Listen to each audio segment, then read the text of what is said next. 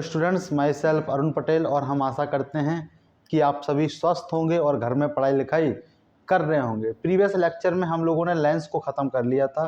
Lens से सारे प्रतिबिंब बना लिए थे, लेंस सूत्र पढ़ लिए थे, आवर्धन और लेंसों का संयोजन भी हम लोगों ने पढ़ लिया था। आज के लेक्चर में हम लोग बात करेंगे सिर्फ एक छोटे से टॉपिक की, जो कि है प्रिज्म के द्वारा अपवर्तन। ठीक है, तो प्रिज्म के द्वारा अपवर्तन हम लोग आज क्या करेंगे, कंटिन्यू करेंगे। तो आप लोग कमर कस लो। 20-25 मिनट का जो लेक्चर रहेगा उसमें आप लोग सोचेंगे कि प्रिज्म के द्वारा अपवर्तन। अब हम लोग जानते हैं कि वर्ण विक्षेपण क्या होता है। वर्ण विक्षेपण वैसे आपके बुक में नहीं है, आपके सिलेबस में नहीं है, लेकिन हम लोग देख लेते हैं वर्ण विक्षेपण। वर्ण विक्षेपण,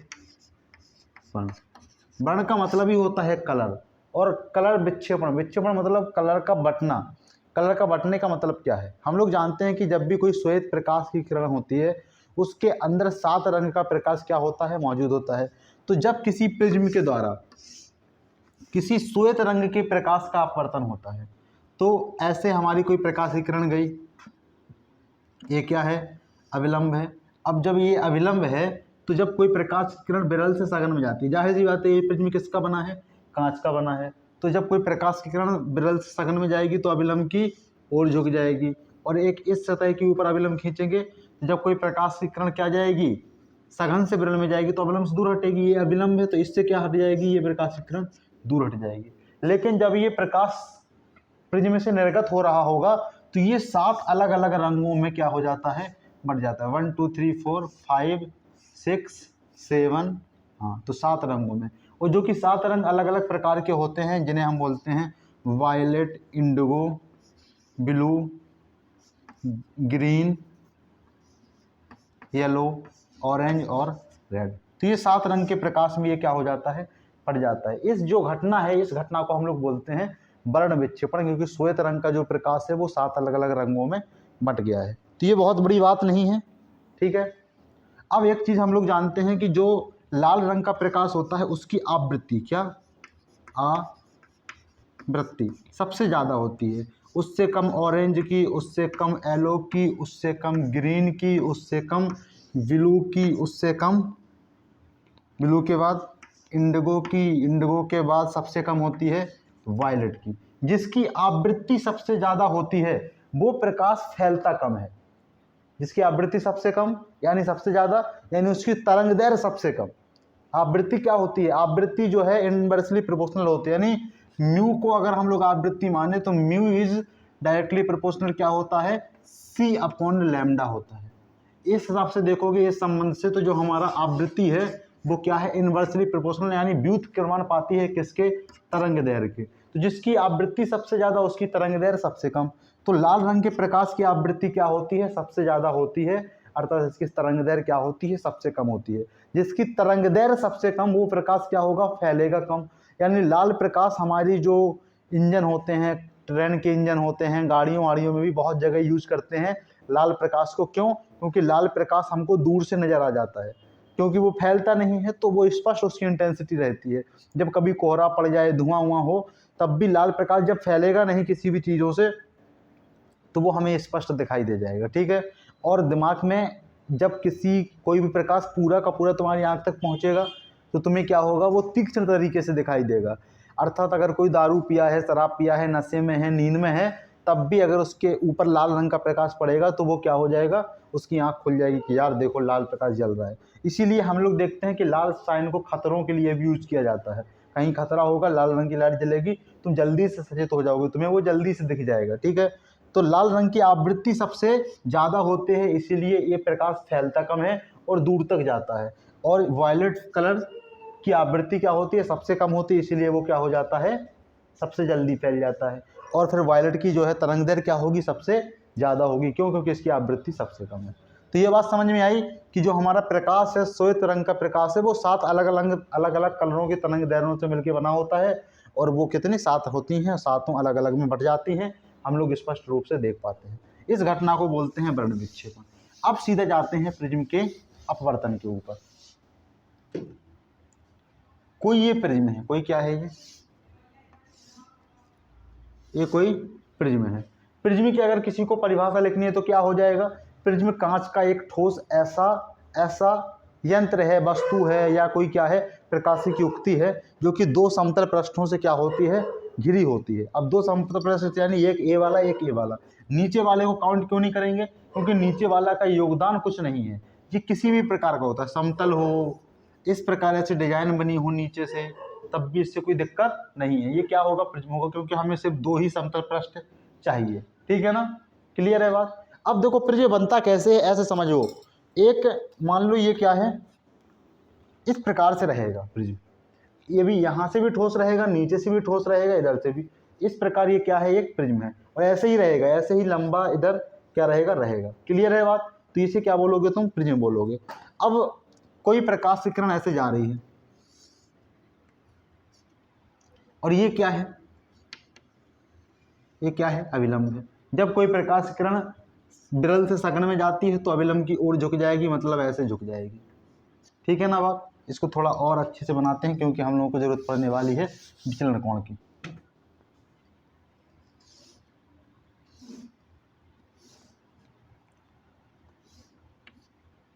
ये क्या है, अभिलंब है, प्रकाश की किरण ऐसे झुक जाएगी।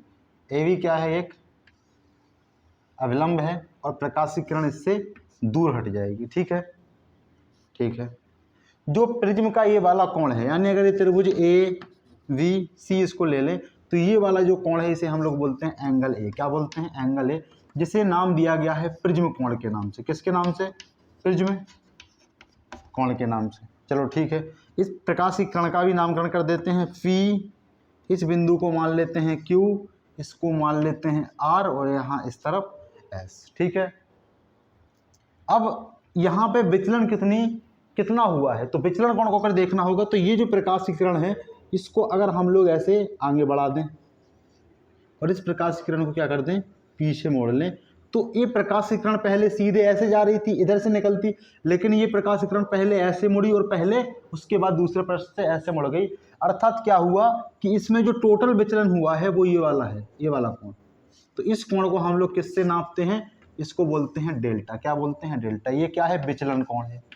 क्या है, विचलन कोण।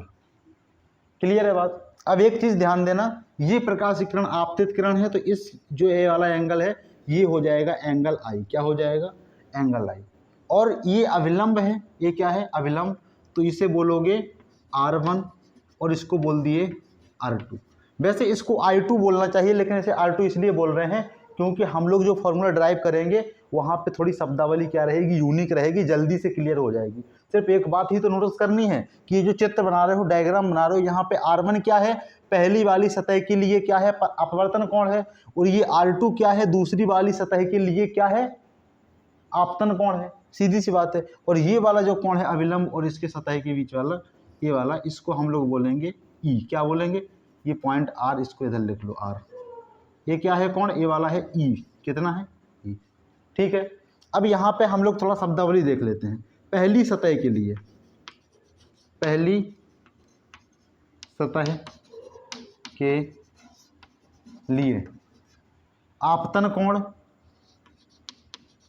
आपतन कोण क्या है, आपतन कोण है आई। क्या है, आई। और अपवर्तन कोण कौन सा है, अपवर्तन कोण क्या है, R1 है। लेकिन यही चीज अगर हम लोग दूसरी सतह के लिए देखें, दूसरी सतह के लिए, तो क्या होगा, यहाँ पे आपतन कोण क्या है, R2 है। आपतन कोण, आपतन कोण R2। और यहाँ पे जो अपवर्तन कोण है इसको हम लोग निर्गत कोण भी बोलेंगे। क्यों, क्योंकि यहाँ से प्रकाश की किरण क्या हो रही है, निर्गत हो गई, यानी निकल गई है प्रिज्म से बाहर, तो निर्गत कोण बोल देते हैं। क्या बोल देते हैं, निर्गत कोण क्या है, ई है। क्लियर है बात। चलो ठीक है, क्लियर है। तो इस बात को लिख लेना शब्दावली को, और इसको हम लोग मिटाते हैं। अब एक बात देखना, जो हमारा चतुर्भुज है ए क्यू, इस वाले बिंदु को भी हम लोग मान लेते हैं एम, और इसको मान लेते हैं एन। ठीक है, क्लियर है बात। अब अगर हम लोग चतुर्भुज देखें, क्या देखें, चतुर्भुज, कौन सा चतुर्भुज है? A Q N are, A Q N are में। चतुर्भुज में कितने कोण होते हैं? 4 कोण होते हैं सर। चतुर्भुज के चारों कोणों का योग कितना होता है? 360 होता है। कितना होता है? 360। एक बात समझना, ये जो कोण है A Q N, angle A Q N कितना है? समकोण है, यानी 90 डिग्री है। क्यों? क्योंकि इस सतह के ऊपर ये क्या है? अभिलंब है। ठीक है, ठीक है। अब देखना यहाँ पे ए ई एन या ए आर एन, आर है ना ये वाला बिंदु, ए आर एन, क्योंकि ये वाला भी तो अभिलंब है, तो ये भी कितना है? 90 डिग्री है। यानी एंगल ए आर एन भी क्या है? 90 डिग्री है। तो दो कोणों के बारे में पता चल गया, क्यू और आर के बारे में पता चल गया कि ये दोनों 90 90 180 हैं। तो हमें ये इस बात को कहने में कोई संकोच नहीं होना चाहिए कि जो एंगल ए तथा एंगल क्यू एन आर, ए वाला एंगल ए और एंगल एन का योग कितना होना है? 180 होना है। क्यों? क्योंकि चारों कोणों का योग 180 होता है। दो कोणों का योग 180, तो बाकी दो बचे कोणों का योग अपने आप 180 हो जाएगा। तो इस बात को कहने में कोई दिक्कत नहीं होना चाहिए कि चतुर्भुज ए क्यू एन आर में जो एंगल ए है, angle A plus angle Q N R, Q N R कितना है? 180 है। ठीक है, एंगल ए तथा एंगल क्यू एन आर कितना है? 180 है। अब एंगल ए को हम लोग एंगल ए नहीं लिखेंगे, सिर्फ ए लिख देंगे, तो समझ में आ जाना चाहिए। एक बात तो क्लियर हो। अब एक बात देखना, त्रिभुज क्यू आर एन में,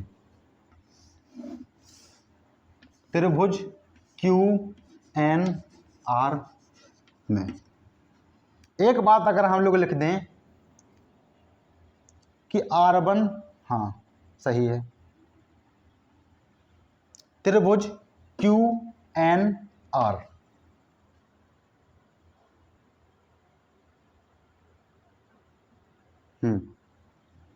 क्यू एन आर ना लिखो,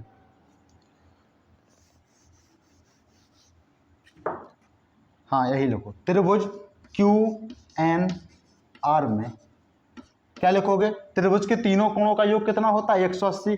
यानी R1 plus R2 plus angle Q N R, R1 plus R2 plus angle Q N R बराबर कितना हो जाएगा? 180 हो जाएगा।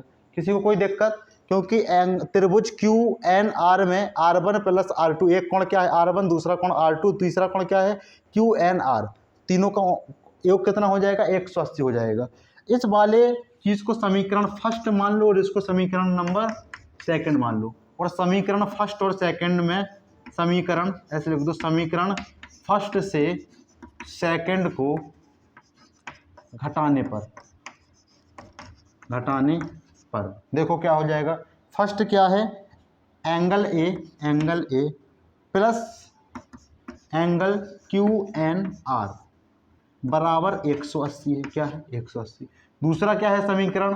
R1 plus R2 plus angle Q N R बराबर 180, minus minus minus minus, angle Q N R cancel, angle 180 भी cancel.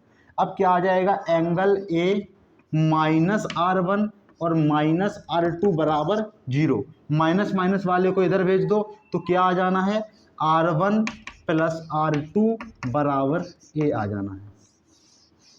यानी R1 plus R2 क्या होता है? हमारा प्रिज्म कोण होता है, R1 प्लस R2। इस बात को ध्यान देना। ठीक है, हम लोग क्या किए हैं? सिंपल किए हैं। चतुर्भुज ए क्यू एन आर में सबसे पहले देखे चतुर्भुज में जो एंगल क्यू था, यानी इसको बोल दो एंगल ए क्यू एन बोल दो, जो कि 90 डिग्री था। क्यों? क्योंकि ये जो चीज़ है ये क्या है? इस सतह के लिए अभिलंब है, तो इतना कोण क्या हो जाएगा? 90 हो जाएगा। और यहाँ पे एंगल आर भी 90 है। क्यों? क्योंकि ए आर एन क्या है? 90 है। आर और एन ये भी इस सतह के लिए क्या है? एक अभिलंब है। तो 90 90 90 180 हुआ, दो कोण 180 हो गए इस चतुर्भुज के, तो बाकी बचे दो कोणों का योग 180 ही होने वाला है। तो बाकी दो कौन से कोण बचे? एंगल ए तथा एंगल एन। एंगल एन को क्यू एन आर भी लिख सकते हैं, तो angle A plus angle Q N R बराबर 180। इसको समीकरण नंबर पहला मान लिए। दूसरा क्या था? त्रिभुज क्यू एन आर में किसी भी त्रिभुज के तीनों कोणों का योग 180 होता है। तो पहला कोण इस त्रिभुज में R1 है, दूसरा R2 है, तीसरा क्या है N है, यानी QNR है। तीनों को जोड़ करके 180 के बराबर कर दिए। पहले समीकरण में से दूसरे समीकरण को घटा दिए, घट करके क्या आ गया, R1 + R2 बराबर A आ गया, यानी प्रिज्म कोण जो है वो R1 + R2 के बराबर है। ठीक है, क्लियर है बात? तो ठीक है, क्लियर है। अब देखो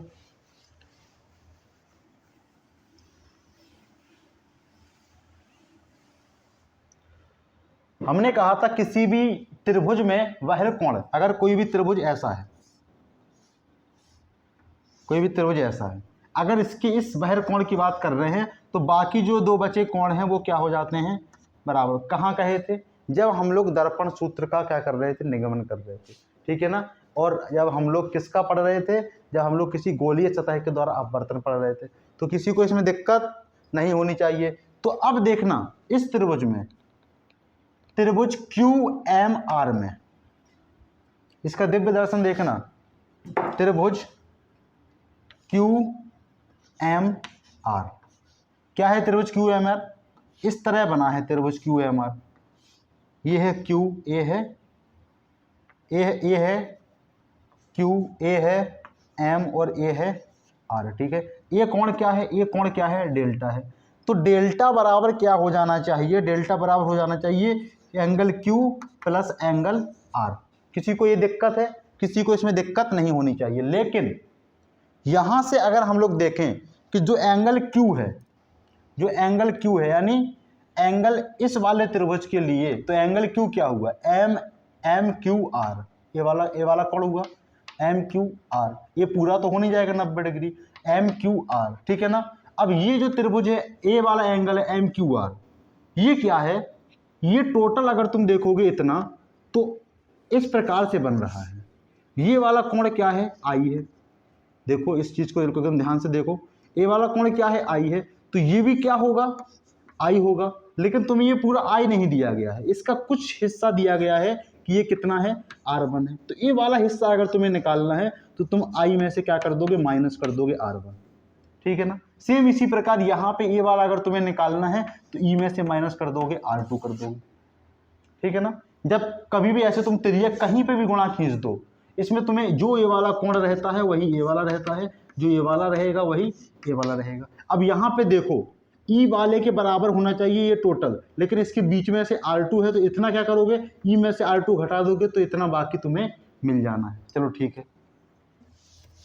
तो जब तुम डेल्टा के बराबर लिखोगे, विचलन कोण के बराबर लिखोगे, यानी डेल्टा बराबर क्या हो जाना है, I - R1, यानी एंगल Q, और प्लस लगाओ और फिर क्या लिखोगे, E - R2, ठीक है ना। डेल्टा बराबर क्या आ गया, I - R1 + E - R2 आ गया। इतनी बात क्लियर है, इतनी बात क्लियर है। अब ये क्या हो गया, हमारा विचलन कोण आ गया, क्या आ गया, विचलन कोण, ठीक है। तो इस चीज को नोट कर लो। अब हम लोग देखते हैं न्यूनतम विचलन के लिए, कि एक ऐसी स्थिति जहां पे जो विचलन होगा वो क्या होगा, सबसे कम होगा। न्यूनतम विचलन क्या होगा, न्यूनतम विचलन। न्यूनतम विचलन क्या होगा, यहां पे एक चीज और देख लो, पहले एक स्टेप इसको और आगे बढ़ा देते हैं। डेल्टा को जब इसमें से बाहर निकालोगे तो I - R1 और प्लस E - R2, इसको ऐसे लिखोगे, I + E - R1 और -R2। एक स्टेप और आगे बढ़ा दो, I + E माइनस बाहर निकाल लो कॉमन, क्या हो जाएगा, R1 + R2। और इसके थोड़ा सा पहले ही हम लोगों ने प्रूव किया है कि जो R1 + R2 होता है वही क्या होता है, प्रिज्म कोण होता है। तो एक और फॉर्मूला आ जाएगा, डेल्टा बराबर I + E और माइनस क्या आ जाएगा, प्रिज्म कोण यानी A। इस वाले फॉर्मूला को याद रखना, I + E - A, ठीक है, ठीक है। अब देखो एक बात, इसको मिटा देते हैं। न्यूनतम विचलन के लिए, किसके लिए, न्यूनतम विचलन के लिए न्यूनतम विचलन के लिए कंडीशन होती है, कंडीशन। वो कंडीशन क्या होती है? वो कंडीशन ये होती है न्यूनतम विचलन के लिए कि जो हमारा आई होता है, यानी जो आपतन कोण होता है शुरुआत वाला पहली सतह पे, वो जो लास्ट में निर्गत कोण होता है उसके बराबर हो जाता है। आई बराबर ई हो जाता है, R1 बराबर R2 हो जाता है। देखो आई बराबर, कंडीशन क्या है, आई बराबर ई, और जब आई बराबर ई होता है तो अपने आप ही R1 बराबर R2 हो जाएगा। इस चीज़ को ब्रह्मा भी नहीं रोक सकते हैं कि अगर आई बराबर ई हो गया तो R1 बराबर R2 ना हो। अगर R1 बराबर R2 हो गया तो आई बराबर ई तो होगा ही होगा। दोनों एक दूसरे के साथ क्या है, जुड़े हुए हैं। जब आई बराबर ई हो जाएगा तो यहाँ पे देखो आई बराबर ई हो गया तो क्या हो जाएगा, इसको डेल्टा को हम लोग डी मान लेंगे। क्या मान लेंगे? तो न्यूनतम विचलन के लिए जो डेल्टा है वो क्या हो गया, DM हो गया। क्या हो गया, DM। चलो ठीक है। R1 बराबर R2 है तो मान लो कि R1 बराबर R2 बराबर एक कॉमन कोई ले लो, R ले लो। तो जब अगर हम लोग प्रिज्म कोण की बात करें तो R प्लस R बराबर A होता है, तो 2R बराबर क्या हो जाएगा, A हो जाएगा। तो R बराबर क्या आ जाना है, A/2। ठीक है, क्या आ गया, R बराबर क्या आ गया, A/2 आ गया। चलो ठीक है। अब यहाँ पे एक चीज और देखो, डेल्टा क्या है, DM हो गया। इस चीज को मिटा दें, इस चीज को याद रखना। और DM बराबर क्या है, DM बराबर क्या है, I प्लस E बराबर E माइनस A। क्लियर है बात? अब I और E दोनों जब सेम हो गए कंडीशन के हिसाब से तो I प्लस I 2I लिख लो। तो DM बराबर 2I माइनस A। तो 2I बराबर माइनस वाला इधर प्लस में भेज दो तो DM प्लस A। तो I बराबर क्या हो जाएगा, DM प्लस A अपॉन क्या हो जाएगा, 2 हो जाएगा। ठीक है, तो यहाँ से I का मान क्या आ गया, DM प्लस A अपॉन 2, और R का मान क्या आ गया, A/2। अब हम लोग लगाते हैं स्नेल का नियम। स्नेल का नियम क्या होता है, साइन I यानी N2R, N21 लिख लो। N21 बराबर क्या होता है, साइन I बटे साइन R। ठीक है, साइन I बटे साइन R। I का मान क्या है, DM प्लस A/2, और R का मान क्या है, A/2 लिख लो। N21 बराबर साइन DM प्लस A/2। ठीक है, और बटे में क्या है, साइन R का मान क्या है, A/2, तो साइन A/2। ये एक यूनिक फॉर्मूला निकल के आ गया जो कि तुम्हें क्या करना पड़ेगा, याद करने पड़ेगा। मोटे प्रिज्म के लिए है, किसके लिए है, मोटे प्रिज्मों के लिए। पतले प्रिज्मों के लिए एक और अलग कंडीशन जुड़ जाएगी जो कि हम लोग जानते हैं, अभी उस चीज़ को देख लेंगे। ठीक है,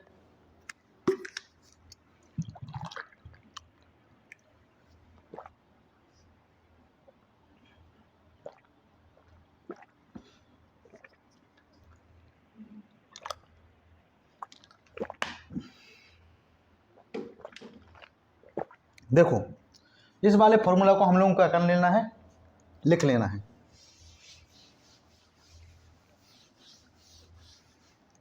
क्या आ गया, N21 बराबर साइन DM क्या है, न्यूनतम विचलन कोण है। DM क्या है, न्यूनतम विचलन कोण, प्लस A/2, और सबके होल बटे में क्या लिखा है, साइन A/2।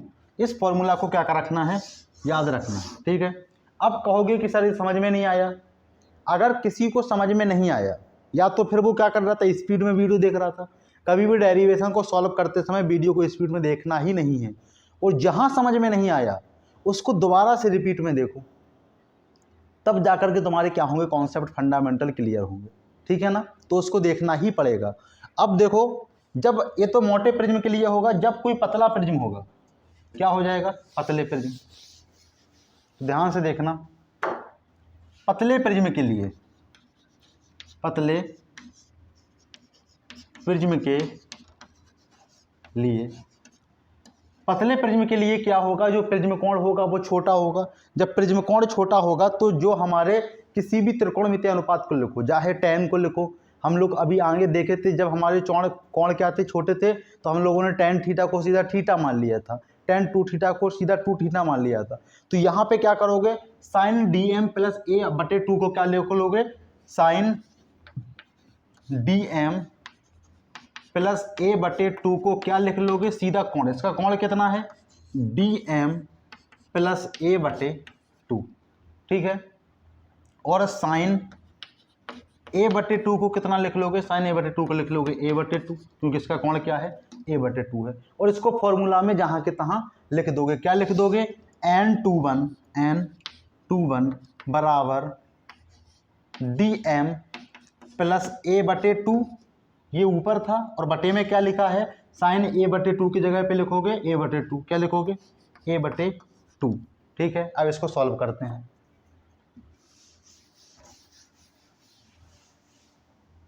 इसको जब सॉल्व करेंगे तो ये ऊपर क्या लिखा है, dm/2 प्लस a/2, क्या लिखा है, ये चीज़ क्या लिखी है, dm/2 प्लस a/2, और सबके बटे में क्या लिखा है, a/2 लिखा है, ठीक है।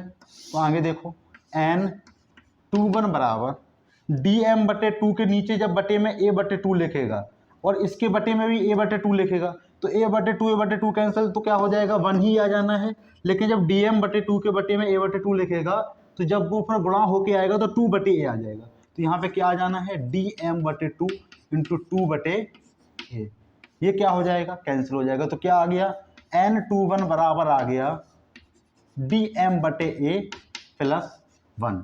अब देखो, जब dm/a बराबर क्या आ जाएगा, n21 माइनस 1, प्लस वाला क्या चला जाएगा, इधर जाएगा तो माइनस में हो जाएगा। तो dm बराबर क्या आ गया, a n21 माइनस 1, क्यों, क्योंकि जो भाग में है वो जाएगा तो गुणा में चला जाएगा। यानी न्यूनतम विचलन कोण का मान क्या आ गया पतले प्रिज्मों के लिए, a मल्टीप्लाई में दूसरे माध्यम का अपवर्तनांक पहले माध्यम के सापेक्ष -1, ये वाला फॉर्मूला आ गया न्यूनतम विचलन के लिए, ठीक है। तो क्लियर है बात, तो ठीक है, क्लियर है बात। और हमारा क्या हो गया, पूरा प्रिज्म को क्या हो गया, समाप्त हो गया। वर्ण विक्षेपण हम लोग देख ही लिए हैं, तो पढ़ाई लिखाई क्या करो, करते रहो, जो कि हम लोग हमेशा बोलते हैं। और ये तो तुम्हारा क्या है, मूल कर्तव्य भी है, और कोई दूसरा चारा भी नहीं है। ऐसे आज हम देख रहे थे तो बड़ी एक इंस्पायरिंग हमें बात लगी। ऐसे स्क्रॉलिंग हम कभी करते नहीं हैं, लेकिन कि उस दिन आज कर रहे थे थोड़ा, तो एक टीचर हैं जिनको हम लोग खान सर के नाम से जानते हैं, उनका एक वीडियो हमारे सामने आया, तो वो कुछ गरीबी के बारे में कुछ बोल रहे थे। तो इस चीज़ को तो हमने सोचा कि जो भी बच्चे हिंदी मीडियम के हैं, जो ये बच्चे हिंदी मीडियम के पढ़ रहे हैं, मैक्सिमम बच्चे तो हमें लगता है कि वो क्या हैं, एक लेवल के हिसाब से मिडिल क्लास भी हम लोग नहीं बोल सकते। अगर आप लोग फॉरवर्ड फैमिली से बिलोंग कर रहे हैं तो जो किसानों की जो फैमिली होती है, किसानों के परिवार को हम लोग मिडिल क्लास नहीं रख सकते। ना किसानों की फैमिली ना अमीर होती है ना गरीब होती है, उनका एक अलग ही जीवन होता है, जिसे हम लोग बोलते हैं रिस्की जीवन। देखते हो खेतों में किस तरह काम करते हैं, ना सांप से डरते हैं ना बिच्छुओं से डरते हैं, उस तरह से वो लोग क्या करते हैं, अपने जीवन के साथ डेली संघर्ष करते हैं। तो किसानों के परिवार मिडिल क्लास फैमिली में नहीं आते हैं, वो एक अलग फैमिली के, हम उसको एक अलग कैटेगरी मानते हैं, जैसे हम लोग फार्मर्स फैमिली के नाम से जानते हैं, ठीक है। और उसके बाद जिनके पास थोड़ा फार्मर नहीं है, और अगर गरीबी की बात कही जाए, जो मजदूर तबके के लोग हैं, तो वो लोग तो जाहिर सी बात है हिंदी मीडियम में पढ़ेंगे, क्योंकि गवर्नमेंट कॉलेज तो इंग्लिश मीडियम होते नहीं हैं गाँव की तरफ, और यहाँ भी नहीं होते हैं, शहरों में भी नहीं होते मैक्सिमम कॉलेज, सब हिंदी मीडियम होते हैं। यूपी बोर्ड लागू है, बिहार बोर्ड में बिहार बोर्ड लागू है। तो जो हिंदी मीडियम के जो बच्चे हैं वो क्या हैं, गरीब हैं। तो वो जो टीचर थे वो किसके बारे में, गरीबी के बारे में बोल रहे थे, कि यहाँ पे जो सबसे ज़्यादा जो अगर गंदी चीज़ है कोई, तो वो गरीबी है। वो आपको रुलाएगी, वो आपको क्या करवाएगी, भूखा सुलाएगी, ऐसा करके वो एक इमोशनल कुछ बोल रहे थे। लेकिन उसी समय हमारे दिमाग में हमारे साथ एक लोग बैठे हुए थे, बोले गरीबी इतनी ज़्यादा बुरी चीज़ नहीं है, उससे भी बुरी चीज़ है जो है अशिक्षा, कि अगर कोई व्यक्ति शिक्षित नहीं है तो उसके पास क्या है, शिक्षा नहीं है, और फिर वो क्या लेगा, गलत डिसीजन लेगा। और जो गलत डिसीजन है उससे उसको समाज में क्या मिलेगी, नफरत मिलेगी, तथा उसकी इज्जत, उसको सम्मान, वो सम्मान नहीं मिलेगा। तो उसने कहा कि शिक्षा जो है सबसे बुरी चीज़ है, किसी ने कहा कि गरीबी सबसे बुरी चीज़ है। लेकिन हमारे हिसाब से देखा जाए तो जब इन दोनों चीज़ों का कॉम्बिनेशन जब मिल जाता है तो उससे बुरा इस दुनिया में कुछ नहीं है, कि गरीबी प्लस अशिक्षा दोनों का जो कॉम्बिनेशन है वो बहुत डेडली कॉम्बिनेशन है। उस कॉम्बिनेशन को कोई मतलब देख ही नहीं सकता। उससे बदसूरत चीज़ इस दुनिया में कोई है ही नहीं, कि कोई गरीब भी है और अशिक्षित भी है। तो ये तुम्हारा कर्तव्य है कि अगर तुम लोग क्या हो, गरीब हो, तो तुम्हें शिक्षा प्राप्त करनी है। और शिक्षा, अगर ये वीडियो देख रहे हो तो जाहिर सी बात है मोबाइल तो हाथ में है, तो तुम्हारे पास पर्याप्त मात्रा में संसाधन है, संसाधनों की कमी बिल्कुल भी नहीं है। तो कहने का तात्पर्य यही है कि इस कॉम्बिनेशन को जितना हो सके तोड़ दो, और अगर अशिक्षा से शिक्षित हो गए तो फिर गरीबी भी में भी नहीं रहोगे। ठीक है ना? तो क्लियर है आज की बात, हमें लगता है कि समझ में आई होगी, हम समझाने में कामयाब रहे होंगे। और फिर नहीं समझ में आई है तो फिर वो आपके ऊपर डिपेंड करता है। खैर, पढ़ाई लिखाई बहुत ज़रूरी है, हमारे और आपके लिए तो ज़रूरी है। हमारे लिए तो ज़रूरी थी तो हम लोगों ने तो की, आपके लिए क्या है उससे भी ज़्यादा ज़रूरी है। और ज़रूरी है तो जो चीज़ ज़रूरी है वो तो नेसेसरी है ना? आज की डेट में माना जाता है कि रोटी कपड़ा मकान के साथ साथ शिक्षा भी एक बहुत मुख्य कंपोनेंट होता है, जो कि सरकार हम लोगों को फ्री में प्रोवाइड करती है। हाँ, कुछ शिक्षक भी हैं जो कि पढ़ाते नहीं हैं, और इसीलिए हमारा समाज क्या है, बहुत ज़्यादा विचलित है, एक अलग दिशा में जा रहा है। क्यों? क्योंकि शिक्षकों की कमी है, और जो शिक्षक हैं वो अपना दायित्व सही से निर्वहन नहीं कर रहे हैं। लेकिन फिर भी उसके बावजूद भी तुम्हारा अपना एक खुद का ये कर्तव्य है कि तुम्हें पढ़ना है तो पढ़ना है। ये एकदम गांठ बांध लो कि हमें पढ़ना है और जीवन में कुछ करना है। कहोगे शिक्षा से क्या होता है? शिक्षा ही तुम्हें उन जंजीरों से निकालेगी जिन जंजीरों में तुम बंधे हुए हो। किन जंजीरों में बंधे हुए हो? तुम्हें खुद नहीं पता है कि तुम किन जंजीरों में बंधे हुए हो। तुम्हें जब शिक्षित हो जाओगे तब तुम्हें पता चलेगा कि हम किस समाज में जी रहे हैं, किस कंडीशंस में जी रहे हैं। जो कंफर्टेबल तुम्हारी जोन है वो आखिर जोन है ही नहीं। ऐसे कहा जाता है ना कि एक अगर तालाब में कोई एक बहुत गंदा तालाब है, वहाँ पे कोई मछली रह रही है, उसको जब तुम किसी एक स्वच्छ तालाब में डाल दोगे तो बहुत अनकंफर्टेबल हो जाती है वो, और कभी कभी तो कुछ मछलियों की जान भी चली जाती है। लेकिन अगर कोई वहाँ पर सर्वाइव कर ले गया तो उस मछली के जीवन के लिए भी क्या है, वो स्वच्छ तालाब ज़्यादा महत्वपूर्णता ज़्यादा अच्छा है उस गंदे तालाब की अपेक्षा। तो ये उसे समझ में आ जाता है कि वहाँ हम गलत दिशा में थे, यहाँ पे अच्छी जगह पे हैं। तो जब तुम लोग पढ़ लिख लोगे तब तुम्हें समझ में आएगा कि जहाँ तुम हो आज की डेट में, आगे क्या हो जाओगे, बढ़ जाओगे। नौकरी लेना ही मेन लक्ष्य नहीं होता है। ठीक है, कुछ बच्चे तो इसलिए पढ़ाई छोड़ देते हैं कि नौकरी मिलनी है नहीं, किस लिए पढ़ो, लेकिन पढ़ाई के लिए संघर्ष करना बहुत ज़रूरी है। तो बस आज के लिए हम लोग अपनी वाणी को विराम देते हैं। सभी को समझ में आया होगा, जिसको समझ में नहीं आया रिपीट में देखें, और मिलते हैं अगले लेक्चर में। तब तक के लिए ओके, बाय।